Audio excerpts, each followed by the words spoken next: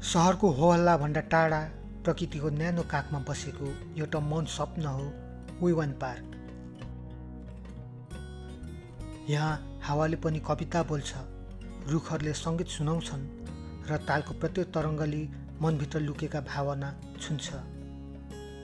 कहिलेकाहीँ शब्दभन्दा धेरै सुन्दर मौनता हुन्छ। सायद यही ठाउँले त्यो महसुस गराउँछ।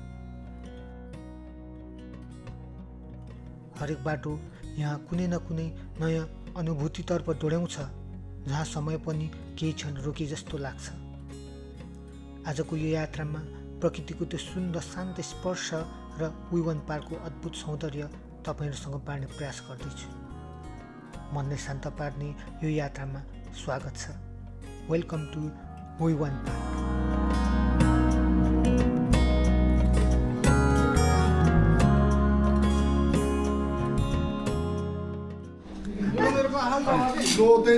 ल फाइनली अब आजको हाम्रो डेस्टिनेसन पनि अब खत्तमै भयो होइन, प्लान गरेन। सो हामी यहाँ सबैजना यसरी भेला भएर नेपाली रेस्टुरेन्टमा यहीँको वरिपरिको ठाउँलाई एक्सप्लोर गर्नेछौँ।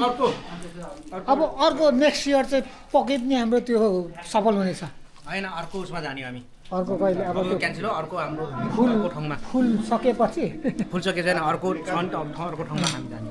यहीँको सौलको वरिपरि के अरे सुवनको वरिपरिको ठाउँलाई हामी एक्सप्लोर गर्नेछौँ है। हामी यहीँको नजिकैको पार्कतिर जाँदैछौँ होइन। त्यसको लागि ट्रेन चढ्नु पर्ने हुन्छ। सो ट्रेनको प्लेटफर्मतिर हामी जाँदैछौँ। सो यो अहिले जुन हामी चाहिँ हिँडिरहेछौँ यो चाहिँ ठ्याक्कै अन्डरग्राउन्डमा सुवनको मेन चौक अन्डरग्राउन्ड। यहाँबाट चाहिँ हामी विशेष गरेर इलेक्ट्रोनिक सामानहरू किन्न सकिन्छ है। यो चाहिँ यस्तो बिजी सहर हो नि होइन। यहाँ चाहिँ चारैतिरको मान्छे भेला हुने ठाउँ क्या। जतैबाट पनि यो चाहिँ सेन्टर पर्छ क्या। अब अरू बेला नर्मली कामहरू भइरहेको बेला चाहिँ यस्तो भिडभाड देखिँदैन। विशेष गरेर यो छुट्टीको दिन चाहिँ यस्तो खालको भिडभाडहरू देख्न सकिन्छ है। हाम्रो यातायात कार्डहरू रिचार्ज गर्न सकिन्छ, यहाँबाट टिकट पनि काट्न सकिन्छ। सो भाइले चाहिँ रिचार्ज गरिरहेको हो आफ्नो कार्ड। मेरो कार्ड चाहिँ कस्तो भने नि यो अलराउन्ड हो क्या। यो मैले क्रेडिट कार्ड युज गरिरहेको छु स्यामसङ। यसले चाहिँ पब्लिक गाडीहरू चढ्न पनि मिल्यो होइन, रेलहरू पनि चढ्न मिल्यो। सो म प्रायः यही युज गर्छु, सजिलो। सट्टै पहुँच गऱ्यो होइन। 1500 जति काट्यो यहाँको। 1501ले म कहाँसम्म एक्जिट हुन सक्छु त्यहाँसम्म म जान सक्छु।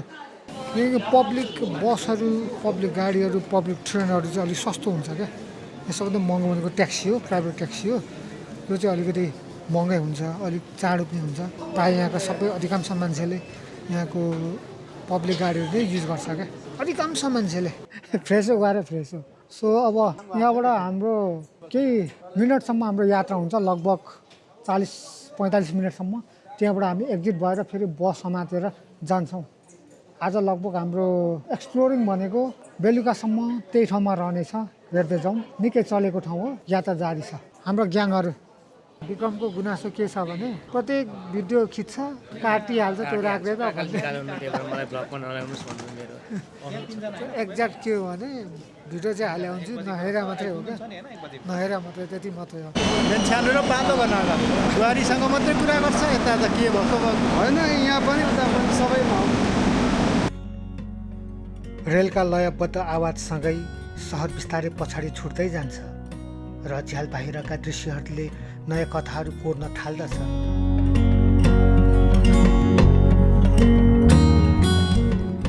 यो केवल यात्रा होइन, गन्तव्यसम्म पुग्ने बाहना बनेको एउटा अनुभूति हो, जहाँ प्रत्येक मोडसँगै समय पनि बदलिन्छ।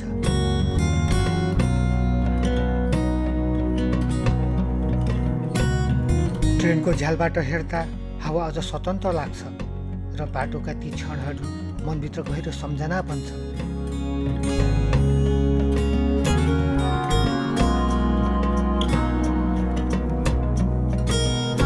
डेस्टिनेसनमा पुग्यौँ होइन।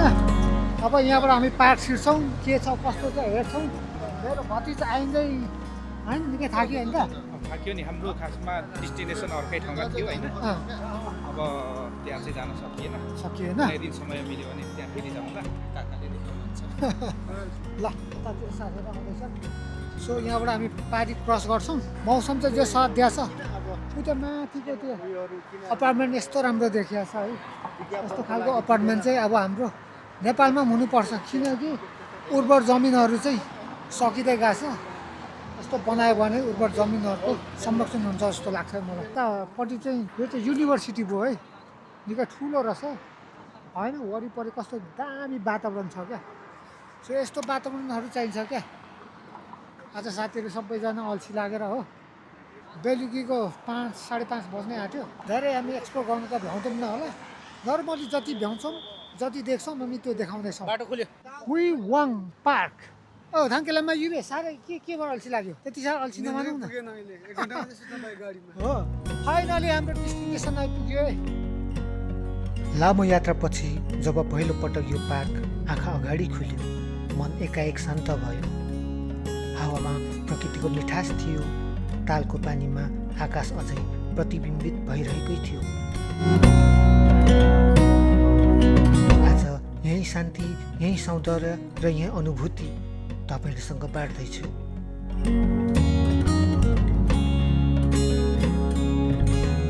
राति चाहिँ यो बत्तीहरू बल्छ क्या यस्तो राम्रो देखिन्छ नि यो राति बत्ती बाल्यो भने चाहिँ इभिनिङ वक होस् या नाइट होइन मर्निङ एभ्री टाइम पनि यो ठाउँमा आएर मजाले वकिङ गर्न सकिन्छ त्यसको लागि चाहिँ स्पेसल बाटोहरू बनाइदिएको छ काठको बाटो हरेक कुरा चाहिँ अलिक आधुनिक हिसाबले बनाएको हुन्छ क्या यहाँ पार्कको लोगो देखिरहेको छ होइन पार्कको नाम चट्टै लेखिदिएको छ अलिकति पढ्न चाहिँ अप्ठ्यारो यो पार्कको नामै अप्ठ्यारो लेक यतापट्टि छ भतिज लेक देखियो है यस्तो दामी हिँड्ने बाटो बनाइदिएको छ होइन हिँड्नेहरूलाई पनि सजिलो एकदम मस्तको बनाइदिएको छ सो क्या दामी देखिन्छ होइन हेरौँ त काठ हो कि के हो है यो के हो यो काठै हो त यो यस्तो भिआइपी बनाइदिएको छ नि यतिको सेफ्टी हुनु पर्यो क्या पार्कमा हेरौँ त क्या दामी देखिन्छ यहाँनिर यो किसिमको यो लेभलको बाटोहरू बनाइदिएको छ जमिन माथिबाट उठाएर काठको होइन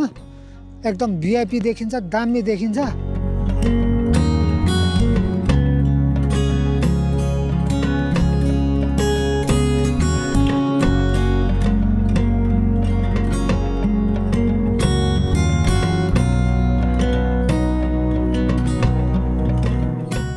यताबाट चाहिँ अलिकति खोला बगिरहेछ खोल्सी जस्तै अब यो कुराहरू देख्दा चाहिँ हाम्रो नेपालको याद आउँछ क्या हाम्रो खोलसारको याद आउँछ होइन र हाम्रो नेपालको चाहिँ खोला नालाहरू यसरी व्यवस्थित बनाइया छैन क्या यो खालको व्यवस्थित चाहिँ बनाउनु पर्यो हाम्रो सरकारले पनि हाम्रो नेपालको प्रत्येक खोला नाला किनकि प्रत्येक वर्ष खोला नाला बाढी पहिरोले होइन कति मान्छे बगाउँछ नि त कति मान्छेको घरहरू के अरे बगाएको छ बाढी पहिरोले गर्दा अब यतिसम्मको व्यवस्थित गरिदियो भने होइन दायाँ बायाँ चेपेर बनाइदियो भने त होइन पर्खाल उठाएर बनाइदियो भने कति धन क्षति हुनबाट जोगिन्छ क्या प्रत्येक वर्ष हाम्रो नेपालमा बाढी पहिरोले कति मान्छेको होइन घर बग्या छ अन्न बाली बग्या छ खेतबारी बग्या छ सो त्यो कुराहरू चाहिँ हामीले यहाँबाट पनि सिक्न सकिन्छ क्या सो अब त्यही हो यहाँबाट पारी लेक देखिन्छ यो लेक चाहिँ एकदमै दामी देखिन्छ होइन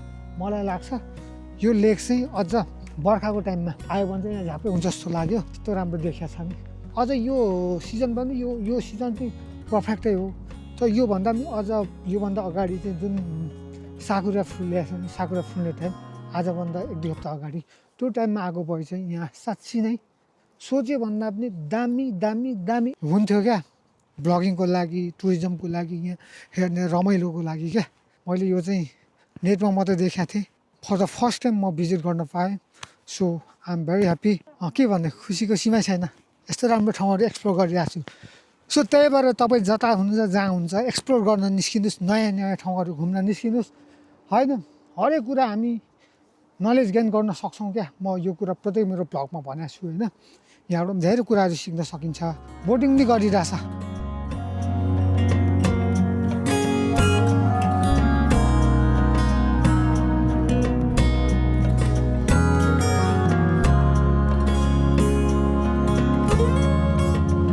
अरू पार्कमा त अब टिकट काट्नुपर्छ अलिकति महँगो हुन्छ नि त यो पार्कमा चाहिँ टिकट पनि काट्नु परेन यो फ्री हो फ्री अफ कस्ट यहाँ जो कोही आएर पनि यो ठाउँमा भिजिट गर्न सक्छ।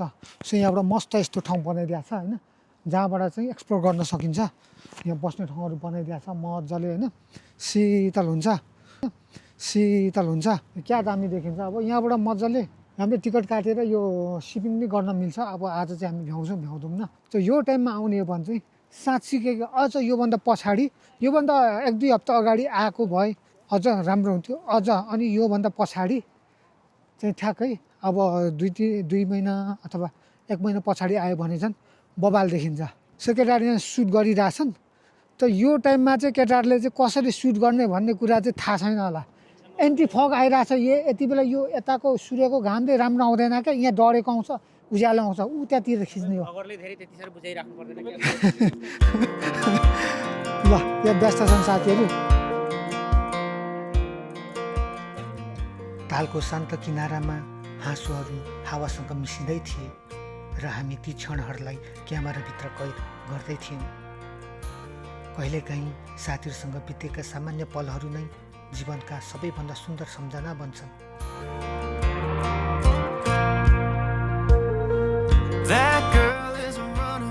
यो अहिले हामी हिँडिरहेछौँ नि, यो चाहिँ पुरै एरिया वरिपरि पुरै छ क्या, एक राउन्ड लाउन सकिन्छ। त मलाई लाग्छ यो पुरै राउन्ड लाउन चाहिँ नर्मली पनि 1 देखि 2 घन्टा चाहिँ लाग्छ, त्यति लाग्छ। त्यत्रो फराकिलो बाटो छ क्या। तालको किनारैमा रहेको यो सानो कफी सप, जहाँ कफीको सुवास प्रकृतिको शान्तिसँग मिसिँदै थियो। काठले बनेको यो लामो बाटोमा हिँड्दा हरेक पाइलाहरू तालको सङ्गीतसँगै अघि बढिरहेको महसुस हुन्थ्यो।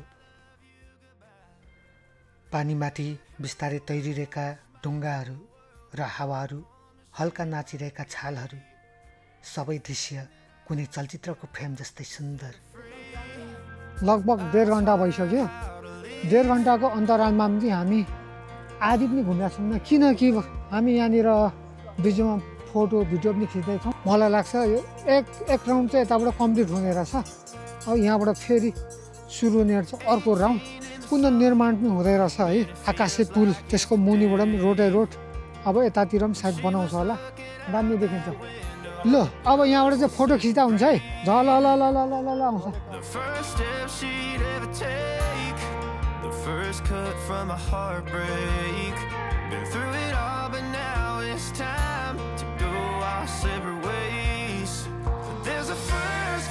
ठ्याक्कै अघि हामी छिरेको थियौँ त पारिपट्टिबाट हो भने अहिले चाहिँ जस्ट म अपोजिट त्यसको वारिपट्टि आइपुगेको छु। सो मेरो साथीहरू चाहिँ अगाडि बढिसकेका छन् र यतापट्टिबाट चाहिँ यस्तो भ्यू देखिन्छ। बब्बा व्हाइट ब्रिज बनाएको छ त्यहाँनिर मजाले। त्यहाँबाट चाहिँ यो यता यो जुन त्यो रातो देखिएको छ त्योदेखि यता चाहिँ वाटर बाइकहरू हुन्छ नि, त्यो चलाउने हो। उतापट्टि चाहिँ सिपिङ गर्ने ठाउँ रहेछ।